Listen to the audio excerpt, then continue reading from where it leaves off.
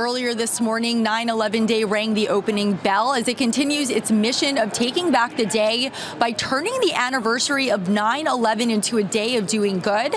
Joining me now is David Payne, co-founder and president of 9/11 Day. Thank you so much for joining us. Yeah, good morning. It's a pleasure to be here. So, 24 years after 9/11, how are you feeling today? Yeah. Well, I mean, it's always a very solemn day for all of us. My co-founder, Jay Winnick, a very good friend of mine, lost his brother Glenn, who was a first responder who was killed in the collapse of the World Trade Center South Tower. And a few months after that, Jay and I sat down together with other 9/11 family members, and we said, how do we take this day back? How do we turn it into a day of doing good? And we were all inspired how, by the way our country changed in the immediate aftermath of 9/11. You know, we weren't red states or blue states. We were just human beings helping one another. And we thought that if we could transform 9/11 into a day of doing good and of unity, that would be the best possible gift we could give to them. And how have you been doing that through your organization, 9/11 Day? Well, it's now been, 24 years, and it's been like the little engine that could, I think, one little baby step at a time. But remarkably, 9/11 is now the largest day of service in America. More than 33 million Americans participate. We also organize these large-scale volunteer service projects. We'll be in 24 cities today, packing close to 9 million meals for Americans at risk of hunger.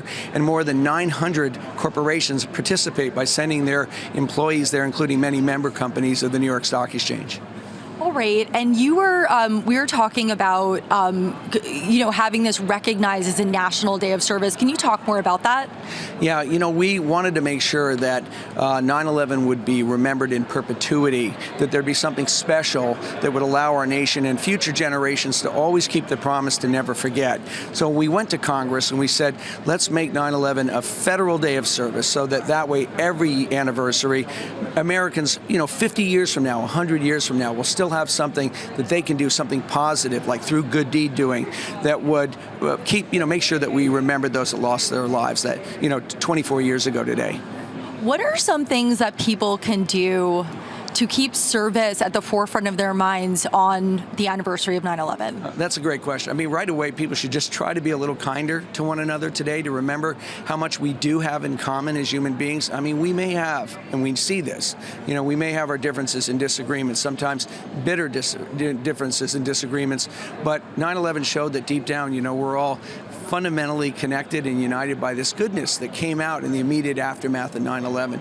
So the first thing is just be kind to one another, but you can also volunteer, you can donate to a charity, children could do good deeds also.